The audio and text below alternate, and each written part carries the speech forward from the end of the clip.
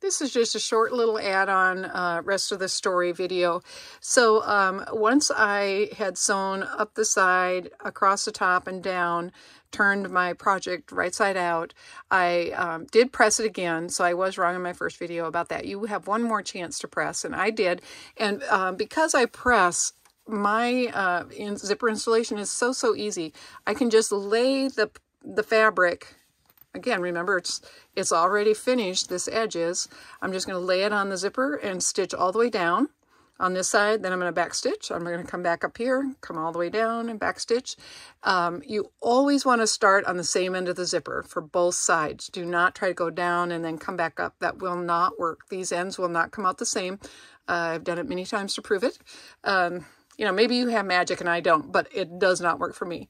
So, then once you have that done, you're going to do the bottom just like the video. On the top, you're going to do like the video. And I cannot remember. I think we used to put a bias tape across the top that would catch the handle.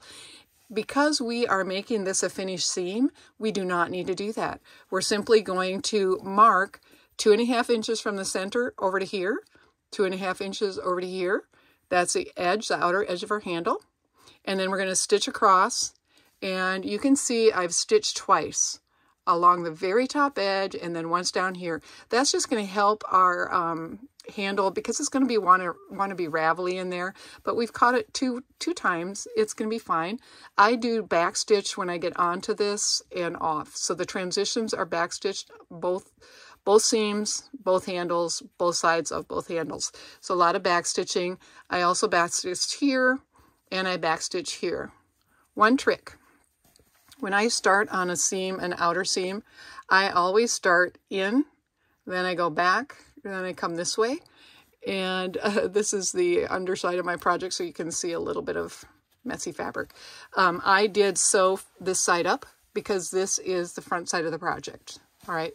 So anyway, the reason I don't start here, come in, backstitch, go forward, is because then you're going to have little tiny thread tails that are sticking off on the outside edge and you cannot get rid of them. So if you just start in the middle, you'll be able to snip them and they just want to work their way into the fabric so they disappear.